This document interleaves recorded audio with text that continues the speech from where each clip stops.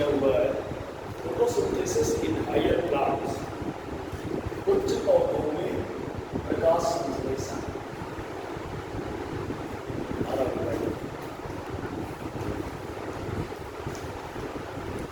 उच्च पौधों में प्रकाश संश्लेषण।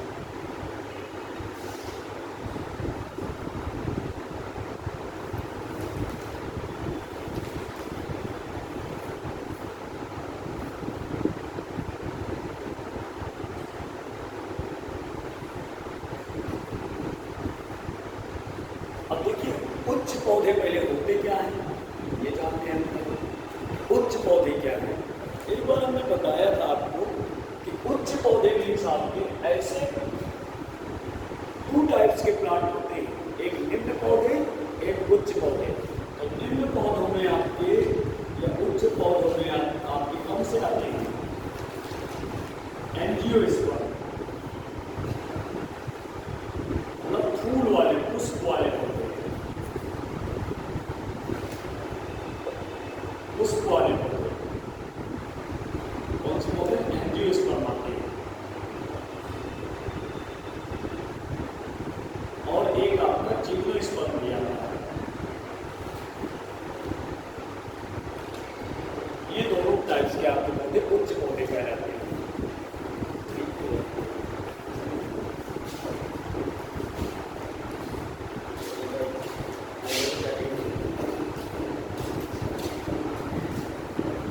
अब देखिए अगर ये बात आपकी आती है कि उच्च पौधों में फोटोसिंथेसिस क्या होता है, फोटोसिंथेसिस के लिए हम ये देखते हैं कि फोटोसिंथेसिस का वर्क क्या है, क्यों फोटोसिंथेसिस होती है, या फोटो मीन्स होता क्या है।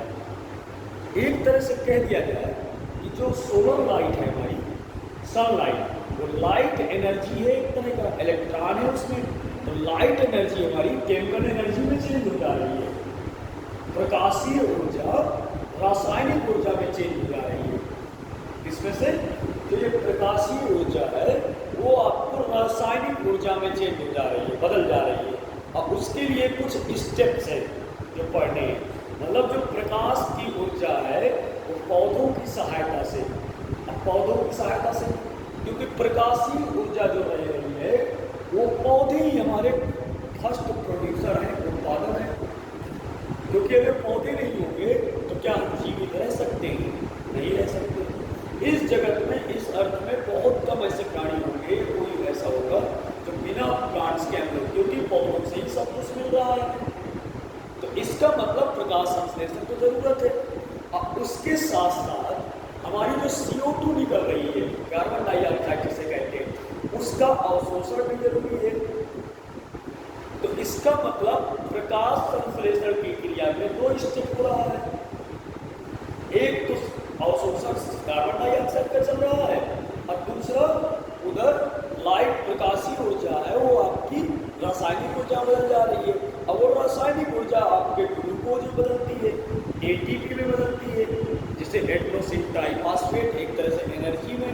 तो 6CO2 12H2O presence of the chlorophylls and sunlight, chlorophyll की उपस्थिति में, तो सूर्य के प्रकाश की उपस्थिति में, तो उसके कौन कौन से कंपाउंड, ऐसे कौन कौन से आपके उत्पाद रहेंगे या कौन कौन से मटेरियल यूज होंगे? कार्बन डाइऑक्साइड, H2O, वाटर भी लगेगी, क्लोरोफिल लगेगी, प्लस हमारा सोलर लाइट लगेगा। मेन इतने ही तो लगेंगे फोटोसिंथेसिस में। अब बनाएंगे क्या?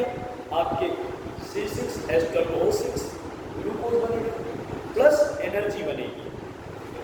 अगर उसमें से आपका फास्फोराइलेशन हो रहा है या तो ATP बनेगी। अब ATP करने के लिए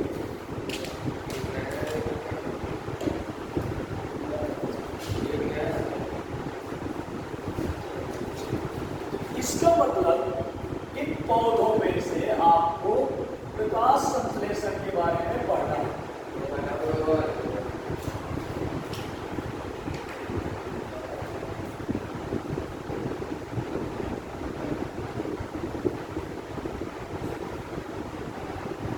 जैसा कि नाम है इसका, प्रकाश संश्लेषण, मतलब प्रकाश का संश्लेषण होगा, प्रकाश का संश्लेषण होगा।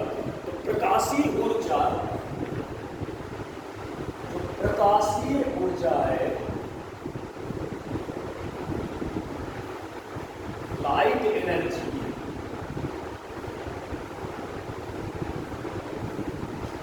किसमें बदल जा रही है? रासायनिक ऊर्जा में।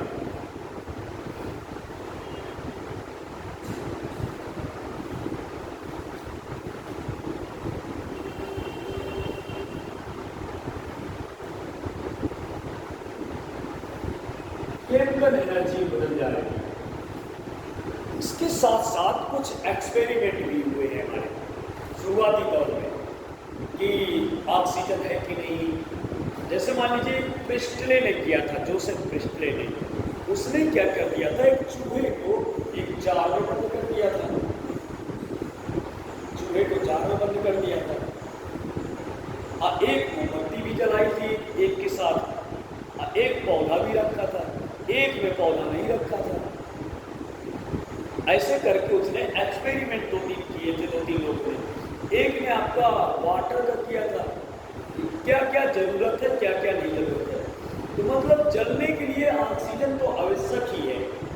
अगर ऑक्सीजन नहीं होगी, आपने देखा होगा कि सर्दियों के टाइम में जो माचिस का तीली होता है वो देर से क्यों जलता है या कब जलता है? गैस की लौ धीमी क्यों हो जाती है? गर्मियों में जो गैस जलता है, गैस जो घर में आप एलपीजी गैस जलाते हैं, उसकी लौ तेज होती है कि नहीं?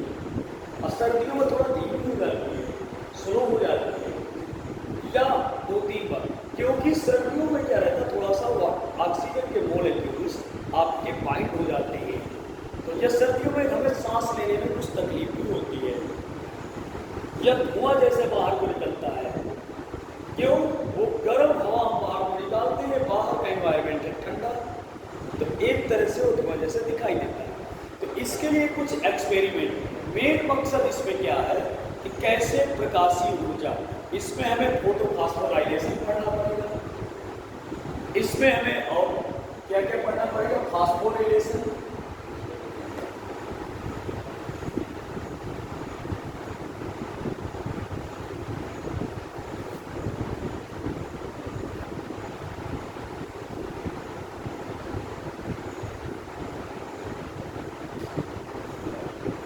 इसी के साथ साथ हमें यहाँ पे एक तरह से लाइट रिएक्शन पढ़ना पड़ेगा, प्रकाशीय अभिक्रिया पढ़नी पड़ेगी,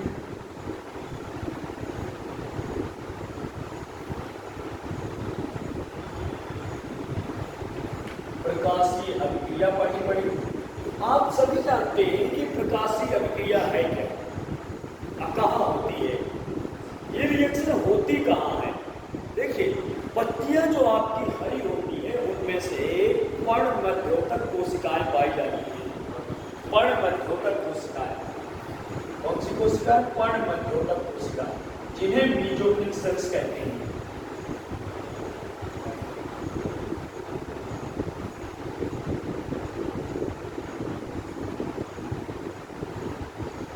अगर कोई पूछता है कहाँ हो सकता है आपका फोटोसिंथेसिस या प्रकाश का संश्लेषण कहाँ होगा? पत्तियों की पर्णमध्योतक कोशिकाओं में, पत्तियों की पर्णमध्योतक कोशिकाओं में होता है। इनमें से हमारे इलेक्ट्रॉन आते हैं, कौन से? फोटॉन। इसी वजह से इनको फोटोसिंथेसिस कहते हैं। फोटॉन बोले ग्रुप आपका इलेक्ट्रॉन, इलेक्ट्रॉन के सामूहिक रूप से गिरना एक तरह से पत्तियों में, इन कोशिकाओं में, और इन कोशिकाओं में आपके क्लोरोप्लास्ट पाया जाता है। अब क्लोरोप्लास्ट में आप जानते हैं कि थैलेकॉइड मिलता है। थैलेकॉइड मिलता है कि नहीं मिलता है? एक दो ही व्यक्ति का संरचना वाला एक ऑर्गेनिज्म,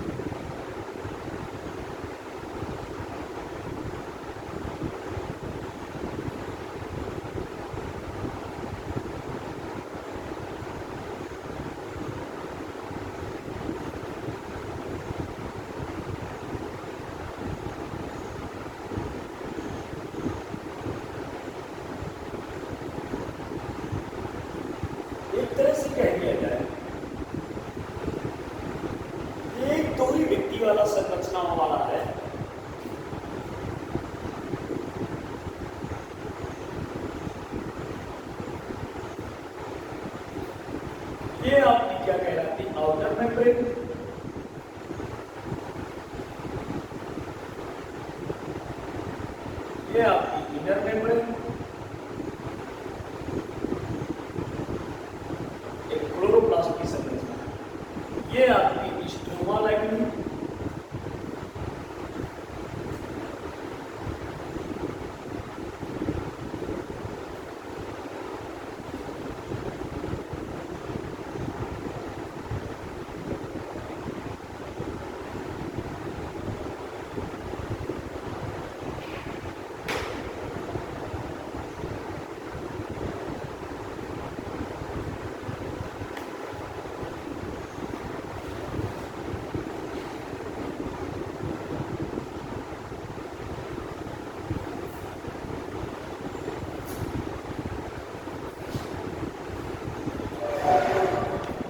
इसी के अंदर ये आपकी थाइलेक्वाइड की संरचना होती है।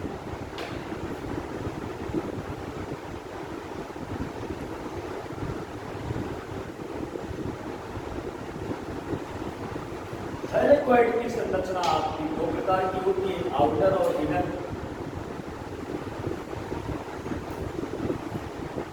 एक आउटर एक इनर, इन्हीं में हमारे क्या होते हैं, क्वांटासोम पाए जाते हैं। क्वांटासोम पाने के बाद एक सिक्के की आकार की संरचना, उनमें ग्रेना मिलता है, ग्रेना के अंदर क्वांटासोम रहता है।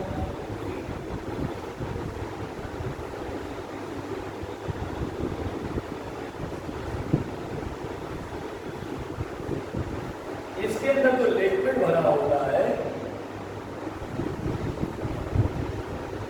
वो आपका स्टोमा कहलाता है।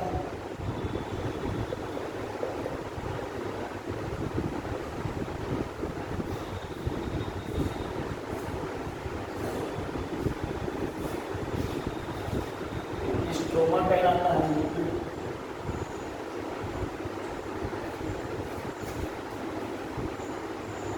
एक तरह से ये पूरा एक संरचना जैसा रहता है। तो इनमें से जो आपका लाइट रिएक्शन रहता है, कह दिया जाता है इनर थाइलेक्वाइड ऑफ मेम्ब्रेन और outer thylakoid of membrane, PS second PS first, दो स्टेप होते हैं। लाइट जो आपका आता है, वैसे तो बहुत सारा लाइट आपका जो आ रहा होता है अल्ट्रावायलेट रे, लेकिन कौन सा लाइट आपका 400 से 700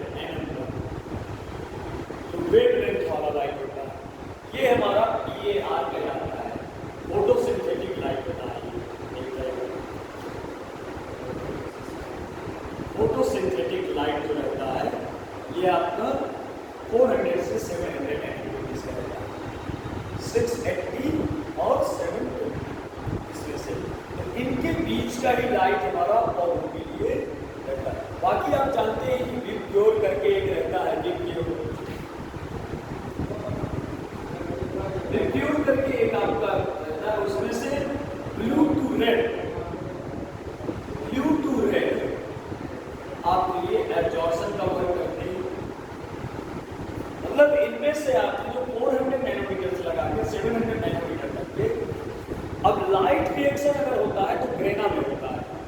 प्रकाशीय अभिक्रिया कहाँ होती है? ग्रेना में, ये पूछा जाता है। अंधकार अभिक्रिया जिसे कहते हैं आपके डार्क रिएक्शन, डार्क रिएक्शन हमारी स्ट्रोमा में होती है।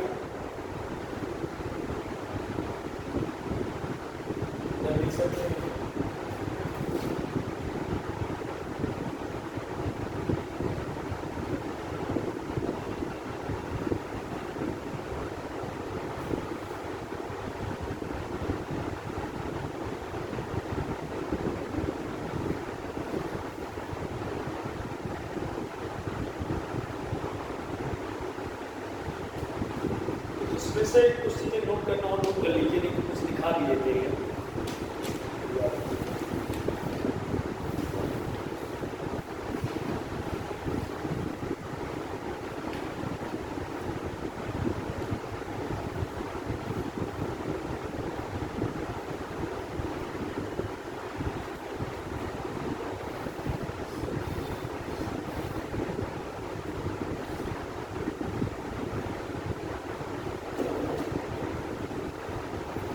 अक्सर छोटी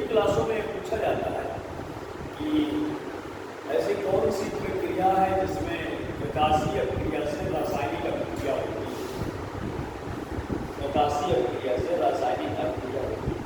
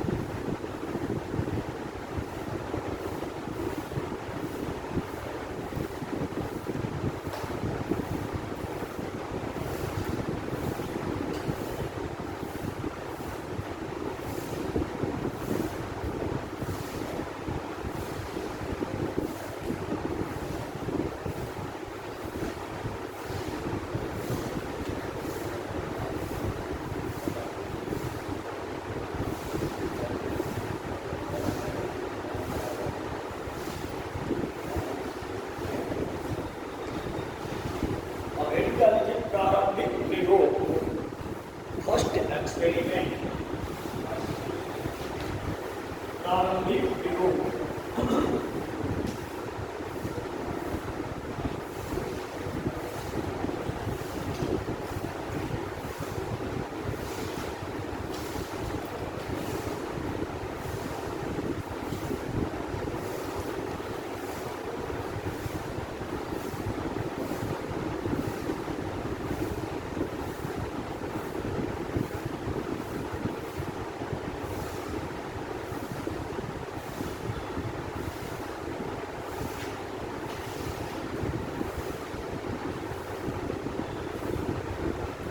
जोसेफ प्रिस्टले ने 1774 में ऑक्सीजन की खोज की थी। जोसेफ प्रिस्टले ने 1774 में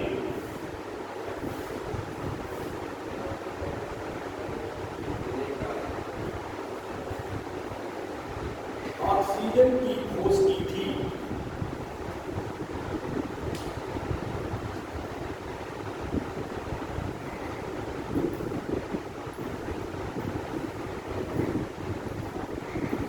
इन्होंने देखा कि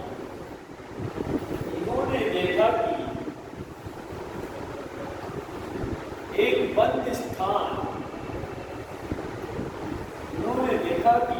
बंद स्थान जैसे रेल जार में जलने वाली मोमबत्ती, रेल जार में, एक तरह का कांच का एक डिब्बा है, कांच का एक बॉटल समझ लीजिए, उसके अंदर क्या किया था, एक कांच का डिब्बा जैसा लिया था, उसको उल्टा के ऐसे रख दिया था, उसके अंदर एक मोमबत्ती रख दिया था, कांच का बीकर जिसे कह सकते हैं, बड़ा सा रेल जार, उसको हिंदी में कहते हैं कांच का बीकर। जल्दी बुझ जाती है, रेल जार में चलने वाली मोमबत्ती जल्दी बुझ जाती है। इसी प्रकार चूहे का सीमित स्थान में जल्दी ही दम घुट जाता है। चूहे का जल्दी ही दम घुट जाता है। इन्होंने सिद्ध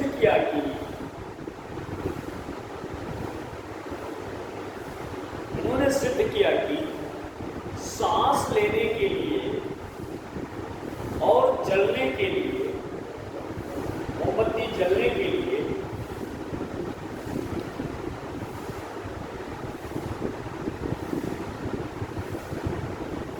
ऑक्सीजन आवश्यक है। ऑक्सीजन आवश्यक है।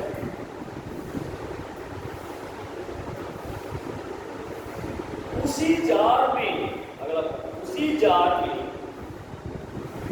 एक पुदीना का पौधा रखा। उसी जार में एक पुदीना का पौधा रखा तो पाया कि चूहा जीवित रहा। अब मोमबत्ती जलती रही, चूहा जीवित रहा, मोमबत्ती जलती रही।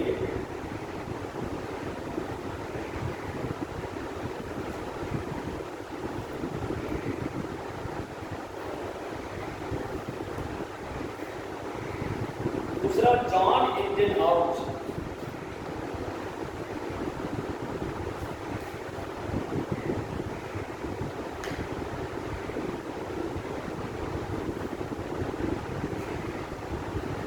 दूसरा एक्सपेरिमेंट जॉन इंजन हाउस 1730 से 1799 तक। जॉन इंजन हाउस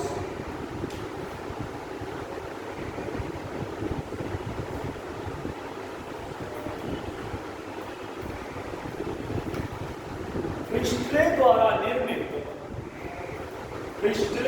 निर्मित प्रयोग को एक बार अंधेरे में, एक बार सूर्य की रोशनी में रखा।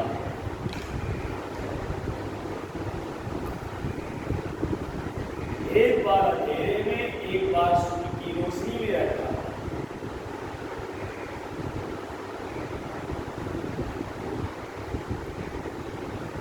इससे पता लगा कि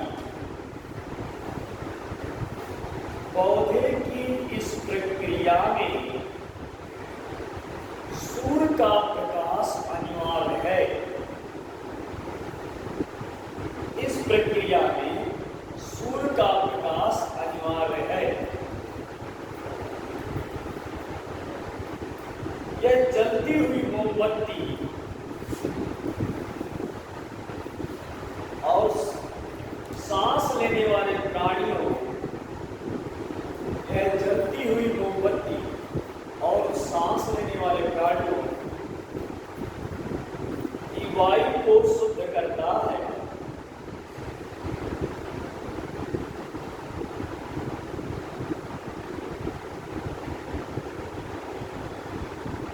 इंडियन हाउस ने इस प्रयोग के लिए एक जली पौधा लिया।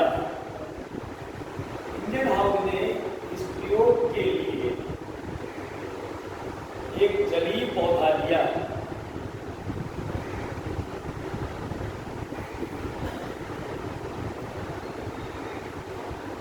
तेज धूप में पौधे के हरे भाग के आसपास जली पौधा लिया। तेज धूप में पौधे के हरे भाग के आसपास पानी में बुलबुले दिखाई दिए और अंधेरे में बुलबुले नहीं बने थे।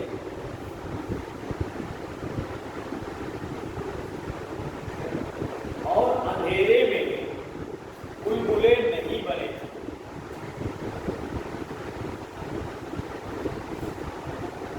जिससे यह सिद्ध होता है कि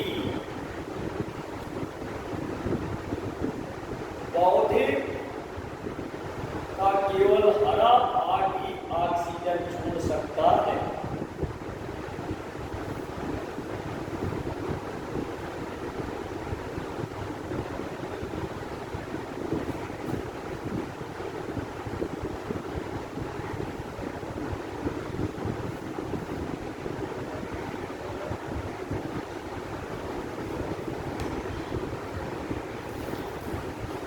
देखिए, 1854 तक ये पता नहीं था कि पौधे ही हमारे ग्लूकोज बनाते हैं।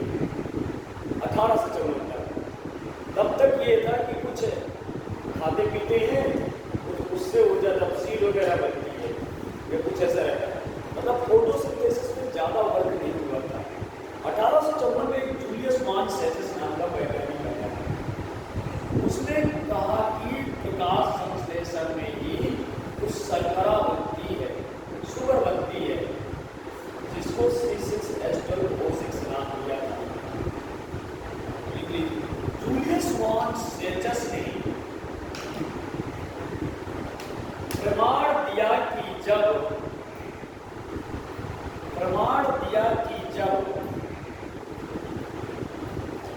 पौधा वृद्धि करता है तब ग्लूकोज बनती है। ग्लूकोज बनता है, जिसको शर्करा भी कह सकते हैं।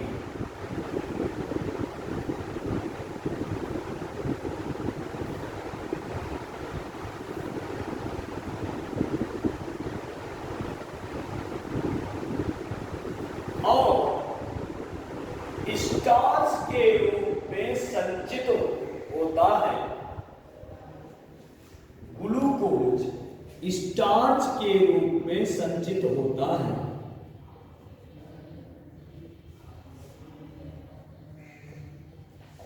स्टार्च के रूप में संचित होता है। ये पूछा जाता है कि बनता क्या है, संचित क्या होता है।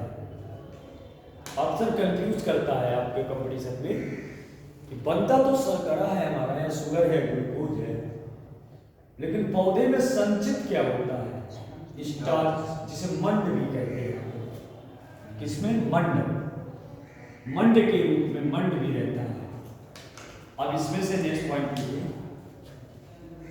उसके बाद अध्ययनों से पता चला कि पौधे का हरा भाग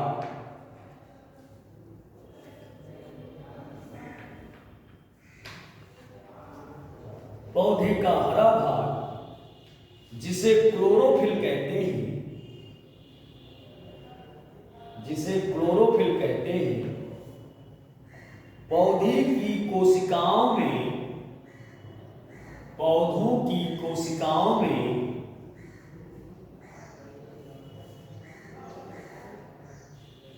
एक विशिष्ट भाग क्लोरोप्लास्ट होता है।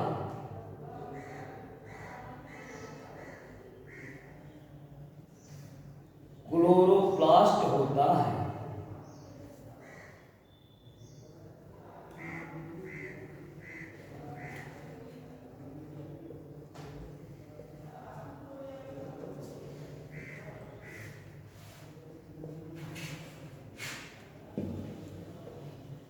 फिर एक साइंटिस्ट आए टी.डब्ल्यू. एंजलमैन।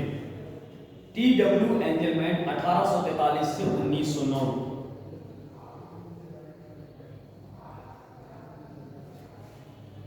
इन्होंने प्रिज्म जैसा कुछ काम किया, स्पेक्ट्रम में काम किया था।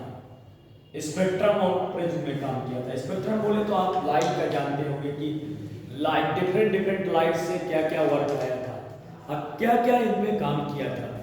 क्योंकि ये हिस्ट्री का कभी कभी क्वेश्चन आता है, इस वजह से करा रहे हैं। कभी कभी इनमें से पूछ लिया जाता है कि किस वैज्ञानिक ने क्या काम किया, या इनका, क्योंकि एनसीईआरटी में ही सब कुछ है। नहीं तो शुरुआत वैसे क्वेश्चन क्या रहते हैं आपके फोटोसिंथेसिस में, जैसे लाइट रिएक्शन और आपके साइक्लिक चक्र जो रहता है, cyclic phosphorylation, non cyclic phosphorylation, और हिल रिएक्शन, जेड स्ट्रीम रिएक्शन, और आपके कौन सा आयन उसमें यूज होता है, मैंने बताया था एमजी आयन और क्लोरीन वगैरह, ये सब आपके रहते हैं। हाइड्रोलिसिस ऑफ वाटर बताया था ना, स्प्लिटिंग जल के अपघटन का, कि कौन सा जल के अपघटन में हम रहते हैं, और कुछ प्रोटीन्स वगैरह, साइटोक्रोम वगैरह, तो इनमें से लिख लीजिए। टी.डब्ल्यू. एंजलमैन ने प्रिज्म की सहायता से प्रकाश को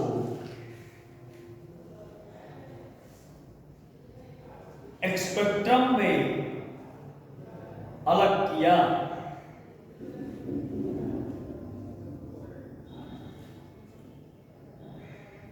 अब फिर एक हरे शैवाल क्लैडोफोरा में वर्ग किया गया। सबसे पहले पूछा जाता है कभी कभी कि ऐसा कौन सा शैवाल है जिसमें सबसे पहले फोटोसिंथेसिस का वर्क हुआ था? क्लैडोफोरा में वर्क किया।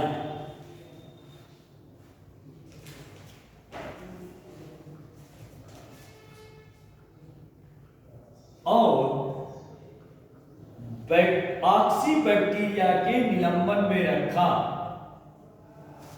ऑक्सी बैक्टीरिया के निलंबन में रखा।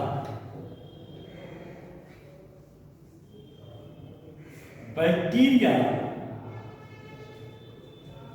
लाल व नीले प्रकाश क्षेत्र में इकट्ठा हो गए।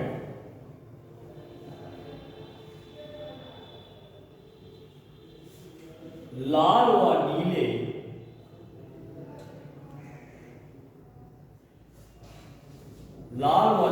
प्रकाश क्षेत्र में इकट्ठा हो गए।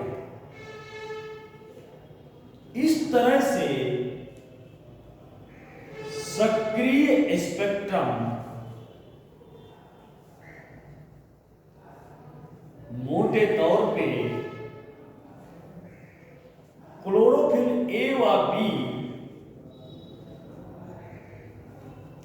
अवशोषण से मेल खाता था। मैंने पहले भी बताया है अभी आपको कि जब विबग्योर होता है, अभी बताया था हमने, तो ये भी वही कह रहा है, ब्लू और रेड। फोटोसिंथेसिस जो किनके बीच में हो रहा है, ब्लू और रेड के बीच में। इनका जो नैनोमीटर है आपका nm होता है, नैनोमीटर आपका 400 से 700 नैनोमीटर के बीच में आपका रहता है। तो इस तरह कह सकते हैं हम कि ये भी क्वेश्चन आता है आपका कि किस नैनोमीटर के बीच में फिजियोलॉजी है, एक तरह से किस नैनोमीटर फोटोसिंथेसिस होता है, या वेवलेंथ। आपने ये सुना होगा, आपने ये वेवलेंथ के बारे में नहीं सुना? वेवलेंथ को क्या कहते हैं? अंधैर तरंग, प्रकाशीय तरंग। वेवलेंथ बोले तो आपकी जो सूर्य की किरणें आ रही हैं, आप ये समझिएगा, सूर्य की जो किरणें आ रही हैं वो सब प्रकार की किरणें आती हैं, पराबैंगनी किरणें, कॉस्मिक रेंज, इनविजिबल रेंज, सब प्रकार की किरणें आती हैं, अल्ट्रावायलेट यूवी रेंज। तो हमें सिर्फ जरूरत क्या है पौधों के लिए? ब्लू से रेड के बीच में, बस। फोटोसिंथेटिक स्पेक्ट्रम एक तरह का जो हमारा पौधा अवशोषित करता है, ब्लू और ब्लू के बीच में 400 से लगा के 700 नैनोमीटर के बीच में अवशोषित करते हैं। बाकी और कोई उसे लाइट से मतलब नहीं है। आइए, आप 10% ला तो आप पढ़ ही चुके होंगे थोड़ा बहुत, बाकी 99% जो रहता है आपका वो कुछ रिटर्न जाता है वापस।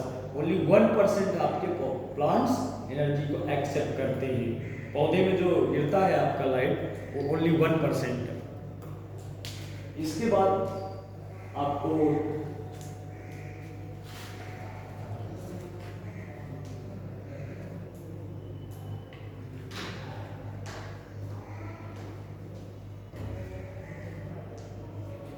अच्छा अगर कह दिया जाए कि जिस तरफ सूर्य का प्रकाश है उसी तरफ क्यों पत्तियां ज्यादा हरी होती हैं, उसी तरफ को पौधा क्यों बढ़ता है? प्रकाशानुवर्ती फोटोट्रॉपिक होता है। क्यों फोटोट्रॉपिक? इस वजह से पत्तियां मैंने बताया थे, स्टेम आपका फोटोट्रॉपिक होता है। जब रूट और स्टेम दो पार्ट में देखते हैं तो पॉजिटिव फोटोट्रॉपिक कौन होता है? प्रकाशानुवर्ती। स्टेम जिसे तना कहते हैं, पत्तियां कहते हैं, और जड़ हमारा निगेटिव हो जाता है क्योंकि उसके अंदर जो इलेक्ट्रॉन है, एक तरह कह दिया जाए, जो क्लोरोफिल भरा हुआ है। आपके क्लोरोफिल ए रहते हैं, CH3 ग्रुप रहता है, मेथिल ग्रुप लगा होता है उसमें से, और क्लोरोफिल बी भी रहता है, एल्डिहाइड ग्रुप रहते हैं कुछ, और क्लोरोफिल आपके उसमें से सी नंबर के भी कुछ रहते हैं, जैसे बेसिल फियोफाइसी वगैरह के रहते हैं। फियोफाइसी आप जानते होंगे, फियोफाइसी आपका ब्राउन एल्गी कहलाता है, जैंथोफिल के कारण। तो इन सब में आपका फोटोसिंथेसिस, कुछ आपके एल्गी भी, वैसे एल्गी को बोला गया है कि 1/3 अर्थ का लगभग एल्गी ही आपके फोटोसिंथेसिस कर डालते हैं। भाई देखिए, अब कह दो इसी से क्या पूरा साइकिल डिपेंड है। प्लांट लाइट आएगी, प्लांट में जाएगी, तो वो क्या करेंगे? O2 का उत्पादन करेंगे। O2 का उत्पादन करेंगे तो हमारे पास एनवायरमेंट में अशुद्ध हवा खत्म होगी। तो एक तरह से कह दिया जाए कि बहुत सारा हमारा जो चक्र है इस लाइफ का, एनवायरमेंट का, कई हद तक आपके इससे डिपेंड है, इसमें डिपेंड है आपका सीन, आपके लाइट रिएक्शन से। अगर मान लीजिए ये आपका ना हो, ग्रे ना, तो क्या लाइट रिएक्शन नहीं होगा? कुछ ना कुछ तो उसके लिए लाइट रिएक्शन के लिए आवश्यक ही है। तो कुछ एक्सपेरिमेंट ऐसे किए गए हैं, इनमें से एक आध पॉइंट और थोड़ा सा बस एक्सपेरिमेंट खत्म करते हैं। वान नील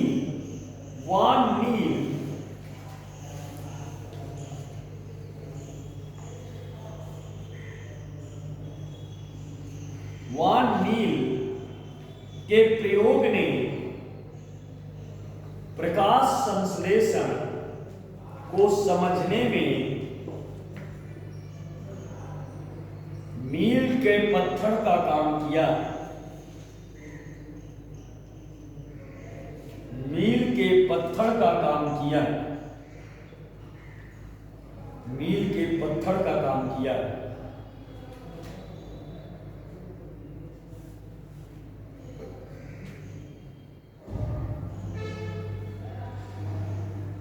उनका अध्ययन बैंगनी व हरे बैक्टीरिया, उनका अध्ययन बैंगनी व हरे बैक्टीरिया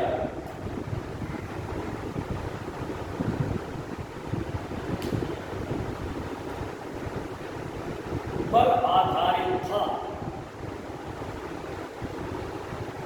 उन्होंने बताया कि प्रकाश संश्लेषण एक प्रकाश आधारित प्रक्रिया है।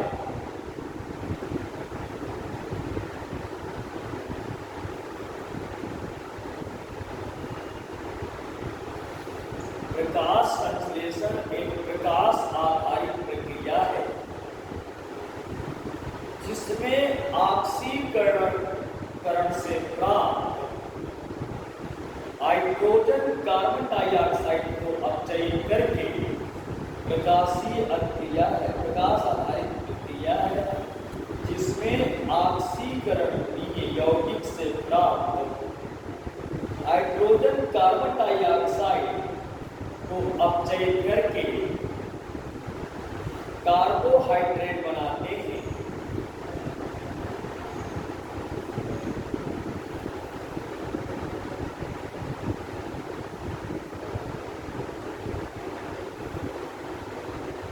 कार्बोहाइड्रेट बनाते हैं।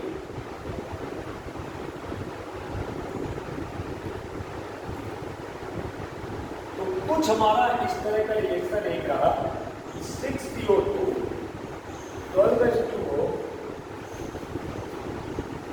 C6H12O6 प्लस 6O2 और क्या रहेगा, ऊर्जा रहेगा कि नहीं रहेगा, 6H2O भी आएगा और ऊर्जा भी आएगा, मतलब जल के अणु भी निकलेंगे और ऊर्जा भी निकलेगी।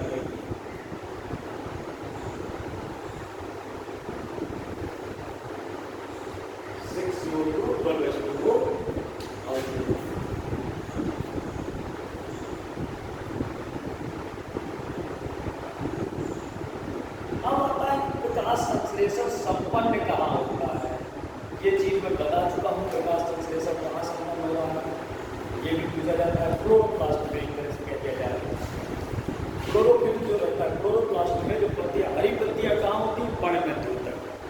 पत्तियों के पर्णमध्योतक कोशिकाओं में क्लोरोप्लास्ट पाया जाता है जिनमें क्लोरोफिल रहता है। अगर सीधी सी बात है तो कह दिया है हमारा लीफ होगा,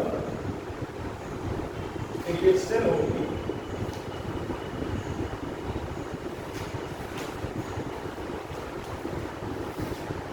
मीजोफिल सेल्स होगी, फिर इनमें क्लोरोफिल होगा, क्लोरोप्लास्ट होगा। अब क्लोरोप्लास्ट में ग्रेना आएगा, ग्रेना में ही आपका एक तरह से लाइट रिएक्शन हो जाएगा। ग्रेना में जो कह दिया जाता है ये आपका एक, और क्लोरोफिल तो एक हरा पिगमेंट है जिसके द्वारा वो आपके एक्टिव हो रहे हैं इलेक्ट्रॉन। तो एनसीईआरटी में लिखा है कि प्रकाश संश्लेषण कहाँ होता है।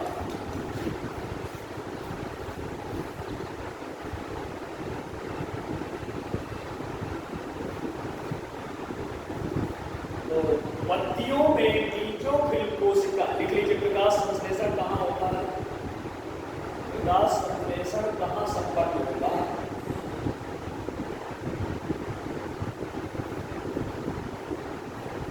हरी पत्तियों में, अर्थात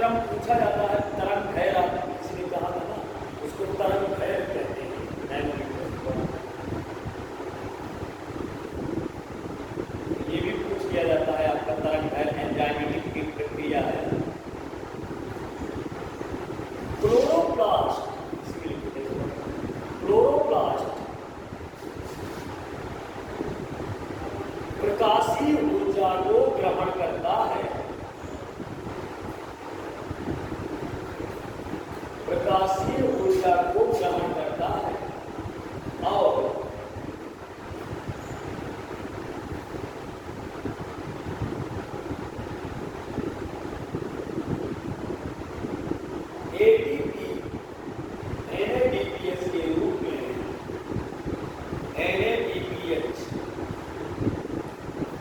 के रूप में